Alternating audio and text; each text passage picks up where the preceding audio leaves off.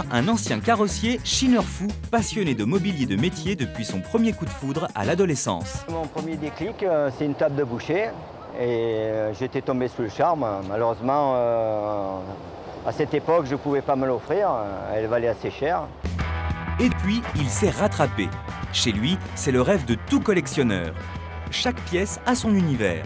On peut prendre l'apéritif sur ce bar en zinc des années 30, déjeuner sur ces banquettes authentiques de métro, fumer le calumet de la paix sous cette carotte de tabac et déguster un café à l'ancienne. Mais ce dont Robert est complètement mordu, c'est le mobilier de boucherie. La boucherie, c'est vrai, 18e, 19e siècle, c'était une corporation qui était puissante et riche. Donc ils ont fait des éléments de beauté, de valeur, et ils avaient les moyens de produire du beau mobilier et de la belle déco. Dans ce magnifique décor, une des pièces maîtresses, c'est ce superbe billot. Mais pourquoi il est tout déformé? C'est un billot qui vient de l'Ardèche et la veuve m'a dit que son mari ne travaillait que dans le petit coin là, et il travaillait, il n'a jamais évolué dans d'autres coins que celui-ci.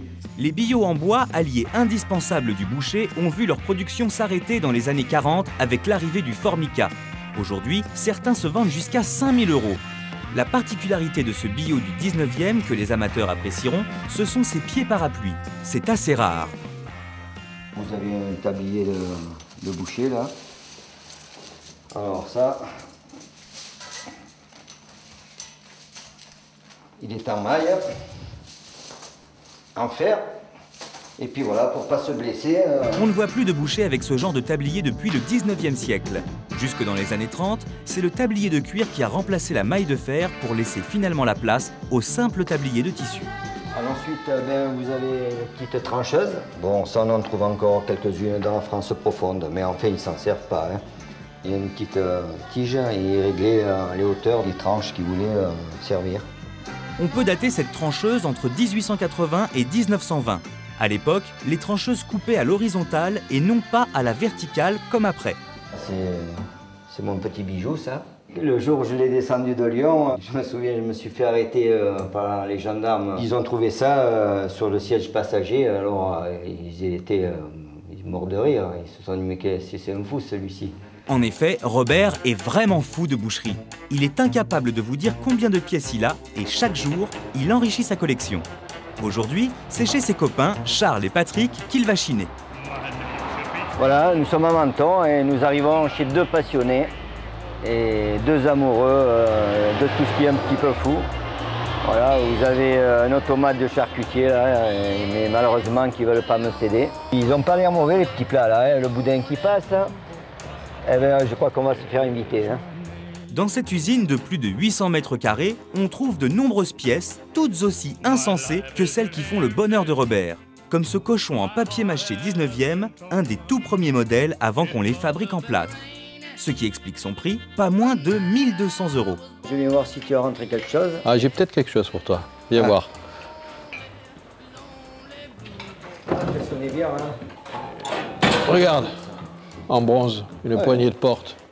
Il est pas mal, hein. Tu as ça? Non, mais bon, disons que je la plaçais où? Il faudrait la remettre dans son contexte, voilà, sur une porte. Mais t'as pas ça dans tes... J'en ai tellement, disons. Maintenant, si c'était un cochon un peu publicitaire sur pied, tu vois. Mais oui, il faut que je cogite un peu, voir un peu où je peux placer ça.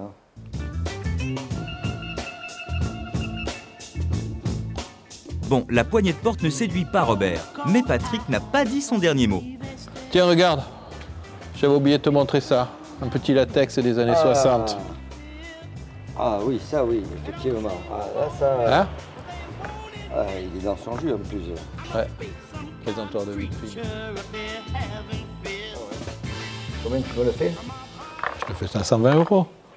120? Ouais. 100 et puis je pars avec. Allez, c'est fait. Allez, ok. C'est bon? Ça, voilà. Un bon produit. Là, Ah bah ça me fait plaisir, t'as trouvé quelque chose. Tu n'avais même pas pensé au départ. Non, non, maintenant. Ah ouais, ça c'est beau. Ah ouais, super chouette. Allez, je mets le papier. Allez. À laquelle? Il est excellent, Robert, non? Ah oui. Hein? Un collectionneur un peu fou, j'étais sûre qu'il vous plairait. Ouais, ben, oui, c'est la chose que de voir les petits vaches devenir des trucs et puis rentrer dans la bouche de... J'allais vous dire l'automate dans la vitrine, j'étais sûre que ça vous plairait. Mourir. Alors racontez-nous un petit peu chez vous, Murray. Alors vous avez plusieurs chez vous, hein. Il y a chez vous à Londres, il y a chez vous à Paris. Chez moi. Mais chez vous à Londres, on en a quelques photos. Vous avez une chambre très originale, par exemple.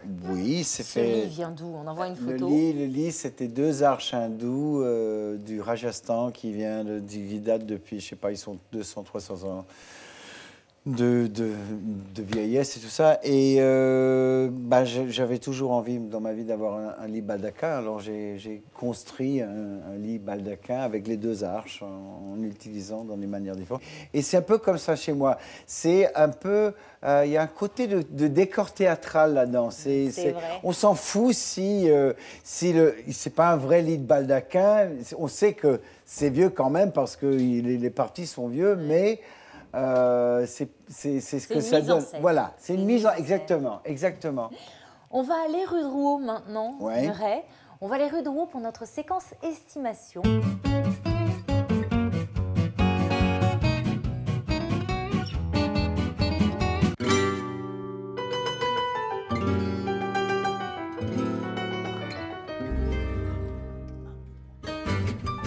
Aujourd'hui, c'est Michel que nous suivons pour l'estimation d'un bronze dont elle aimerait connaître la valeur. C'est un bronze sur un socle de marbre et la signature c'est Collinet. Je voulais savoir un petit peu l'époque de cette statue. Là, vous avez un modèle qui est assez connu et qui est assez classique de Collinet, qui était un sculpteur femme de la première moitié du XXe siècle. Vous avez donc le modèle qui s'intitule La danseuse aux boules. On va regarder ce que nous met le Bénézit. Voilà, donc alors ses prénoms, c'est Claire, Jeanne, Roberte. Donc on va regarder ce qu'il y a. Vous avez effectivement le C, le J et le R. Alors si je vous ai également sorti cet objet, c'est que ce sculpteur Collinet a également fait des œuvres selon la technique que vous voyez ici, c'est-à-dire un mélange de bronze et d'ivoire, c'est-à-dire chryséléphantine. Et ce travail chrysélephantin, qui est très apprécié entre 1900 et 1930, est un travail qui sera, bien évidemment, plus raffiné et pour lequel l'estimation sera plus élevée que pour un bronze classique. Là, vous nous présentez une pièce qui est simplement en bronze, qui est quand même assez séduisante par la position de la danseuse et caractéristique du travail de ce sculpteur. Et c'est également très représentatif de ces statuettes que l'on pouvait voir entre 1910 et 1940 dans de nombreux intérieurs où on aimait bien poser sur une cheminée, sur une bibliothèque ou sur un bureau ce type de danseuses ou de figures féminines dans des positions quelquefois un peu acrobatiques. Ce que je remarque, c'est qu'il y a quand même quelques usures à la patine dont il faut tenir compte en matière d'estimation.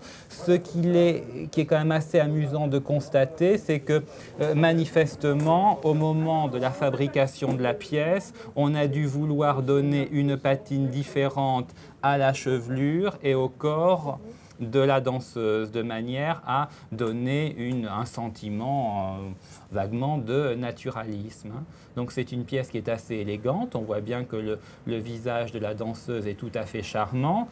Néanmoins, d'un point de vue estimation, comme c'est une pièce qui est uniquement en bronze, je vais donner dans le cadre d'une vente aux enchères publiques une estimation de l'ordre de 600 à 800 euros ou de 700 à 900 euros pour cette pièce, en espérant que lors de la vente aux enchères publiques, les amateurs se disputent l'objet. Vous n'êtes pas trop déçus? Non, voilà. Non, pas du tout. Merci. Merci à vous. Cette semaine, nous avons sélectionné le courrier de Jean-Marie, près de Soissons. Il nous envoie les photos d'une jolie pendule en bronze doré et en émail blanc. Il nous précise qu'il l'a reçue en héritage et qu'elle est datée de juillet 1819. Alors effectivement, c'est un modèle qui m'a l'air extrêmement séduisant. C'est très caractéristique des bronzes et des pendules décoratives des années 1820-1825. Ce qui est très joli, c'est d'avoir ces deux enfants en train de lire, avec au centre la bibliothèque qui simule une stèle, et avec donc tout un travail de ciselure très joli, reprenant les différentes reliures des ouvrages. Alors on voit bien l'héritage du style empire, mais qui évolue vers autre chose, vers quelque chose d'assez gracieux et d'assez délicat.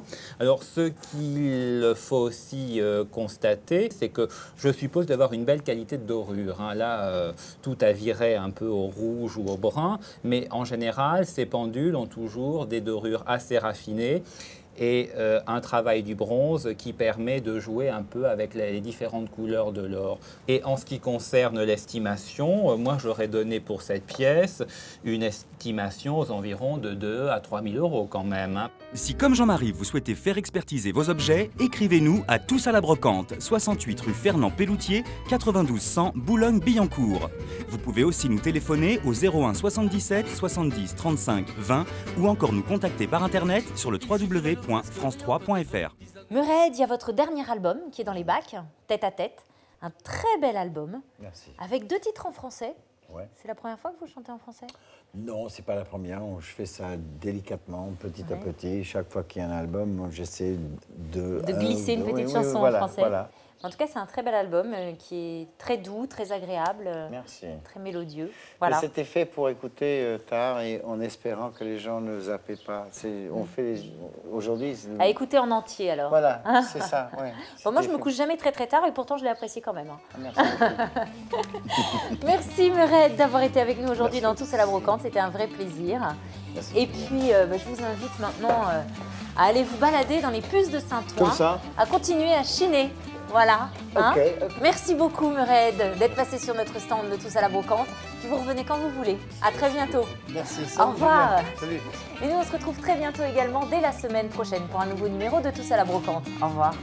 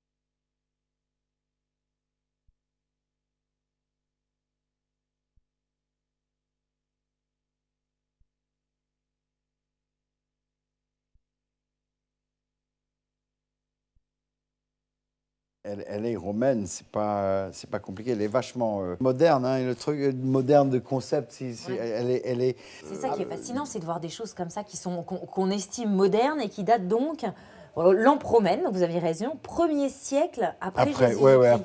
C'est D'accord. incroyable. Mais c'est assez avancé dans les lampes à huile. Ouais. Comme je dis, ça c'est pour distribuer mieux l'huile et tout à l'intérieur. Ça, je ne sais pas pourquoi c'est là. C'est peut-être du décoratif. Oui. Pour Il y avait prendre sûrement ça. quelque chose là qui Ah oui. était au-dessus. Je ne sais pas. Nous allons partir en brocante maintenant, à la recherche d'objets insolites, des objets qui ont eu une utilité à une autre époque et qu'on a parfois un petit peu oubliés.